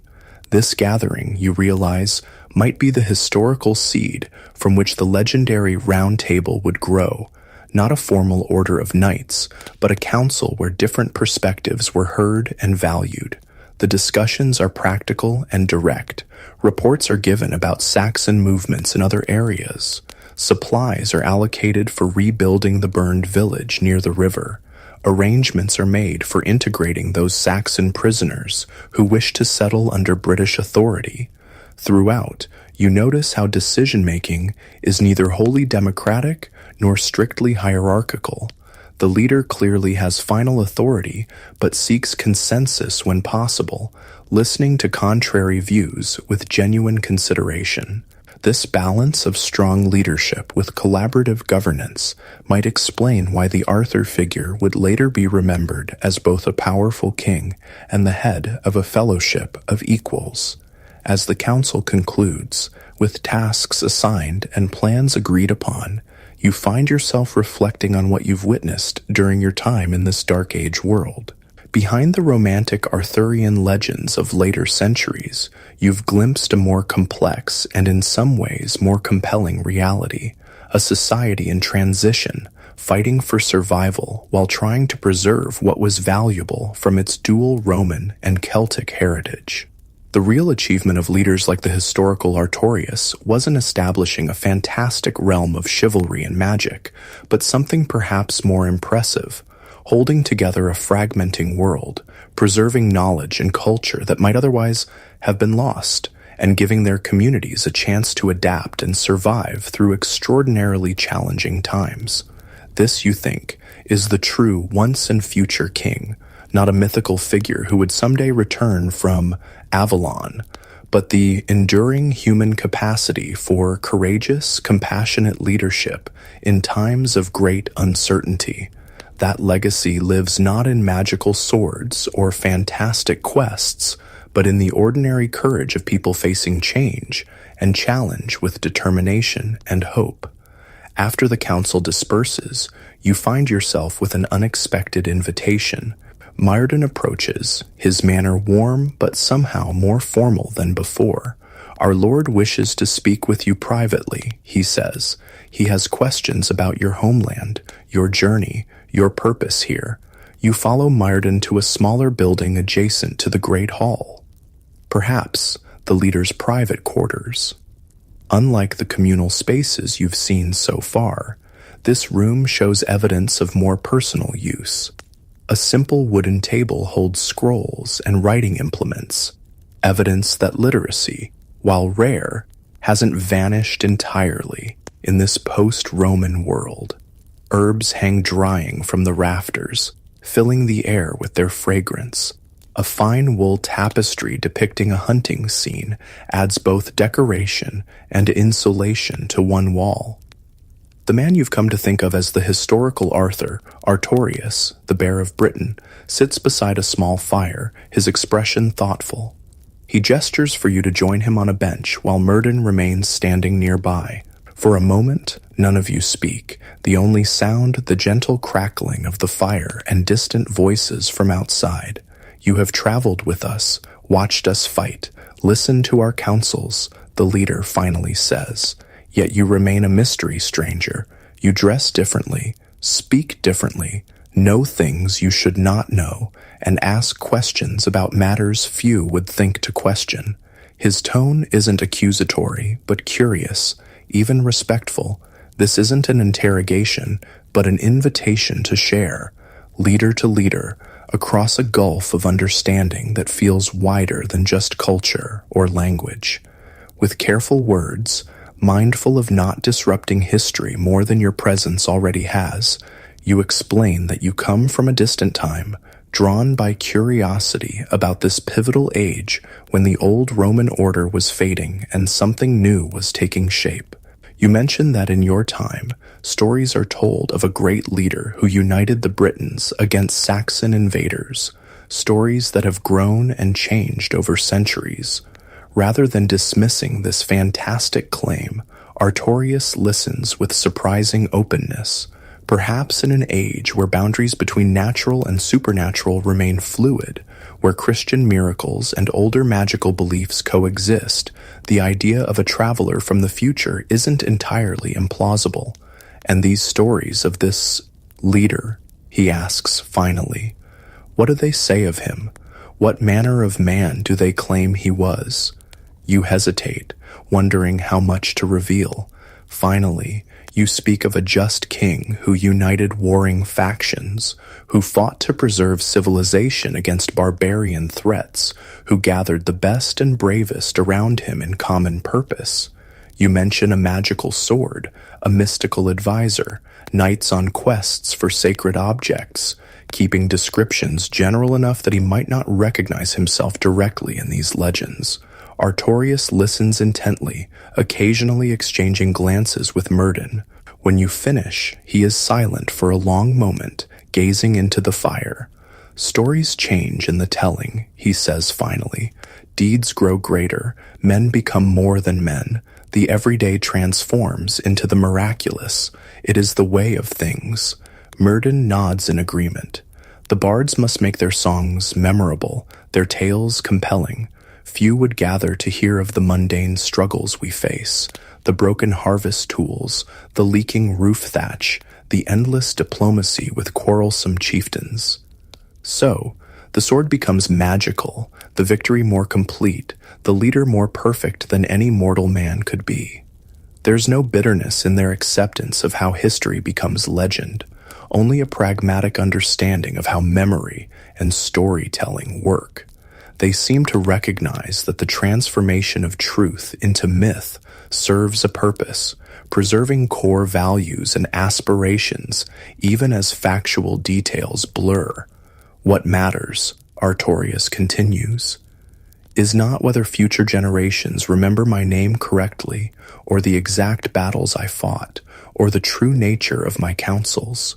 What matters is that they remember the struggle itself, to preserve knowledge, to maintain justice, to build community in broken times. His wisdom strikes you deeply. This man, whether the historical Arthur or not, understands that his personal legacy is less important than the values he embodies, the effort to protect civilization when its future hangs in the balance. Your conversation is interrupted by the arrival of a young boy, the same Say you met earlier, who might be the colonel of the later Sir Kay character. He brings word that the evening meal is being prepared and that visitors have arrived from a western settlement, bringing gifts and news. Artorius rises, the private moment giving way to public duties. Before you leave, however, he makes an unexpected offer. Remain with us for the turning of the moon, if you wish. Learn our ways more deeply. When you return to your own time, speak truly of what you have seen, not just our battles and councils, but our everyday lives, our hopes, our struggles large and small. With that invitation, you're released back into the bustling life of the stronghold. The remainder of the day passes in a whirl of activity as the community prepares for evening feasting and the reception of the new visitors. You observe how even celebrations require practical work. Food must be prepared, the great hall arranged, appropriate gifts gathered to reciprocate those brought by the visitors. As twilight approaches, you find yourself helping a group of women preparing bread for the feast. They've incorporated you into their work without fuss, showing you how to knead the coarse dough made from locally grown barley and spelt. Their conversation flows around you, discussions of children and households mixed with astute observations about tribal politics and community needs. You realize that women in this society, while occupying different roles from men, hold significant influence. They manage households, practice healing arts, preserve cultural knowledge through stories and songs, and often oversee food production, arguably the most crucial aspect of survival. Some, like Branwen from the village where you first arrived, serve as respected community leaders and advisors. This more balanced gender dynamic helps explain why women in Arthurian legends, Guinevere, Morgan Le Fay, the Lady of the Lake, would play such significant roles, unlike the often marginalized female characters in other medieval tales. The evening's feast brings together the entire stronghold community. The great hall blazes with light from torches and the central hearth. People arrange themselves on benches along trestle tables. with the main table at the elevated end occupied by Artorius, his chief warriors, Myrddin, and the visitors from the western settlement. These visitors bring interesting news. They speak of trading ships from across the western sea, from Hibernia, Ireland, and even further, from the lands the Romans called Hispania. Despite the disruption of Roman trade networks, some maritime commerce continues, bringing occasional luxuries and news from distant shores. The world has not ended with Rome's retreat, Myrddin comments, when you express surprise at this continued connection to distant lands. It has changed, yes, grown smaller in some ways, more fragmented, but people still travel, still trade, still seek new horizons. This perspective challenges the common modern view of the Dark Ages as a time of complete isolation and cultural regression. While certainly more limited than during the height of Roman power, connections remained, preserving threads of commerce and communication that would eventually strengthen again in later centuries. As the meal progresses, the formal business of the gathering takes place. The Western visitors have come seeking judgment in a dispute between neighboring communities over grazing rights. Artorius listens to both sides, asks penetrating questions, and finally proposes a solution that draws on both Roman legal principles and older tribal customs. You're struck by how justice functions in this society, not through written codes and professional courts, but through the wisdom of respected leaders applying practical solutions to maintain community peace. Yet, there's structure to the process, combining elements of Roman judicial procedure with Celtic tribal traditions. After the formal business concludes, the evening turns to entertainment. A bard from the western settlement performs, his harp skills clearly respected even in this martial community. He sings tales of heroes from the distant past, figures from Celtic mythology like Cuchulainn and Bran the Blessed, but also more recent stories, including accounts of Roman generals who defended Britain against earlier invasions. Most interestingly, he performs a new composition about yesterday's battle at the river crossing. Already, you notice how the actual events you witnessed are being shaped into more dramatic narrative. The leader's combat with the Saxon chief described in more elaborate detail, the victory more complete, the Saxon retreat more decisive than what actually occurred. And so it begins, Myrddin murmurs beside you. The transformation from deed to legend, from man to myth. In 3 generations, this song will describe magical swords and divine intervention. His tone holds no criticism, only acceptance of the way human memory works. Stories must be memorable to survive, and each retelling inevitably reshapes events to emphasize meaning over literal accuracy. As the evening deepens and the celebration continues, you notice how different aspects of this society's heritage blend together. In one corner, children play a board game clearly derived from the Roman ludus Latrunculorum, a strategy game similar to chess. Nearby, warriors exchange boasts and arm wrestling challenges in a fashion that would have been familiar to their Celtic ancestors centuries before Rome's arrival. The food similarly reflects this cultural blend, dishes combining Roman culinary techniques with local ingredients, Mediterranean flavors adapted to British resources. Even their clothing shows this mixing of traditions, tunics cut in Roman styles but decorated with Celtic patterns, brooches incorporating designs from both cultures.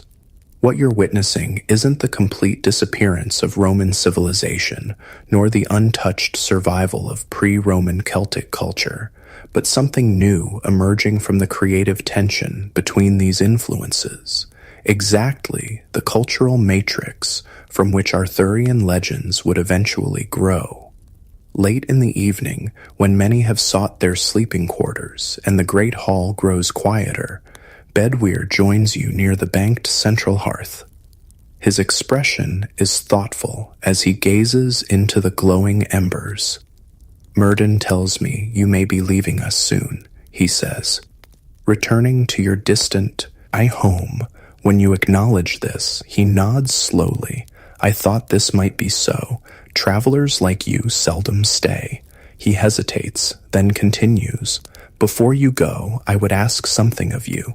Remember us as we truly were, not perfect heroes from songs, not savages without learning or wisdom, but people striving to preserve what matters while adapting to a world in flux." His request touches you deeply. This warrior, who might be the seed of the legendary Sir Bedivere, isn't concerned with personal glory, or how his own deeds might be remembered, but with the authentic portrayal of his entire community, their struggles, their values, their humanity. In your time, Bedwyr continues, do people still face such challenges? The need to preserve knowledge while embracing necessary change? The struggle to build unity from diversity? The defense of community against those who would destroy rather than create? His questions strike at the heart of human experience across all eras. You realize that despite the vast differences in material culture and specific historical circumstances, the fundamental challenges facing Bedwyr's society resonate strongly with those of your own time. These struggles never truly end, you tell him honestly.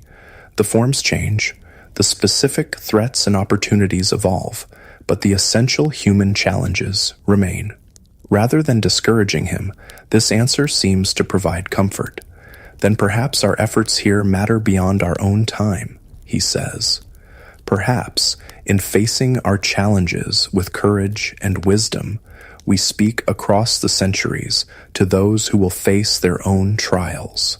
This perspective, that human struggles and triumphs form a continuous thread connecting past, present, and future, offers a deeper understanding of why Arthurian legends have remained powerful for so long. They speak to enduring human concerns, presenting not just entertainment, but wisdom about leadership, community, and purpose that transcends their specific historical context. The next several days pass in a rhythm that gives you deeper insight into everyday life in this dark age community. You're welcomed into various aspects of the Stronghold's activities, sometimes observing, sometimes participating as your skills allow. You join hunting parties that venture into nearby forests, learning how these people sustainably harvest game using bows, spears, and trained dogs. Their knowledge of animal behavior and woodland ecology is sophisticated, passed down through generations of practical experience. You observe agricultural work in the fields surrounding the stronghold, seeing how crops are rotated to maintain soil fertility, how weather signs are interpreted to time planting and harvesting, how communal labor tackles the most demanding tasks like grain harvesting. In the craft workshops, you watch metal workers, potters, wood carvers, and weavers practicing skills that blend Roman techniques with older Celtic traditions. Without mass production, each item is made individually by skilled hands, often decorated with personal touches that reflect the maker's creativity within traditional patterns. Children's education happens through practical apprenticeship rather than formal schooling. Young ones follow adults through daily tasks, gradually taking on more responsibility as they demonstrate readiness. Stories told around evening fires transmit cultural values, historical memory, and practical knowledge in engaging forms that lodge deeply in young minds. Beyond these practical activities, you observe the community's spiritual life.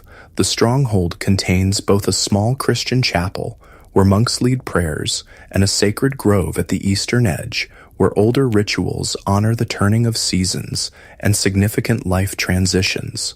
Most people participate in both traditions without apparent conflict, finding different but complementary meanings in each.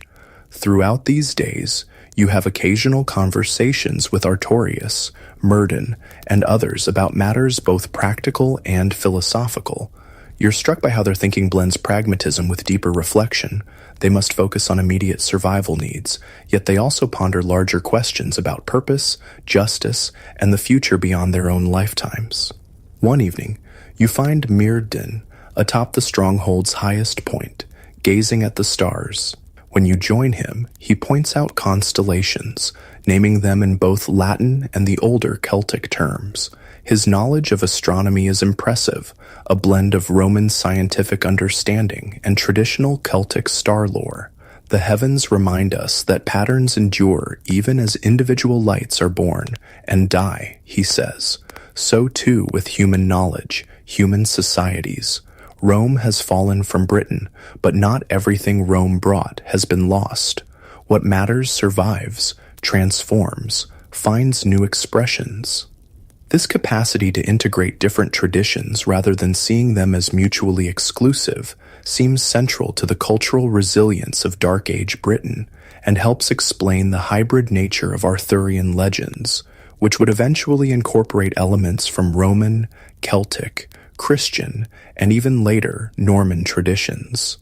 As your time in this world nears its conclusion, you find yourself drawn to the children of the stronghold, knowing they represent the generation who will preserve and transmit the memory of these times. You sit with them during evening story sessions, watching their faces as they absorb tales of Roman generals, Celtic heroes, Christian saints, and recent victories by their own leader. A particularly bright girl of perhaps 10 years asks you for stories from your homeland. Careful not to reveal too much, you nonetheless share some simpler tales that might resonate across the centuries. She listens with intense concentration, then nods seriously. "I'll remember your stories," she promises. "I'll tell them to my children, and they to theirs." In that moment, you understand viscerally how oral tradition works. The human chain of memory stretching across generations, preserving knowledge and wisdom even without written records. It's not perfect. Details change, contexts shift, meanings evolve. But the essential core persists, binding human experience across time. On your final evening, Artorias hosts a smaller gathering in the Great Hall, just his closest advisors, key warriors, and you. The atmosphere is contemplative rather than celebratory. These people sense that you'll soon depart, and there's a desire to share final thoughts, to ensure that what matters most about their world will travel with you. An older woman named Igraine, perhaps the seed of the character who would become Arthur's mother in later legends, speaks of the importance of remembering women's contributions to their society. "It is not only through war that we survive," she says firmly, "but through healing, teaching, nurturing, creating. These too are forms of courage, forms of strength." A warrior named Caius speaks of the honor code that guides their fighting. "We do not war for glory alone or for plunder," he insists. "We fight to protect what cannot protect itself, our children, our elders, our knowledge, our sacred places. A warrior without purpose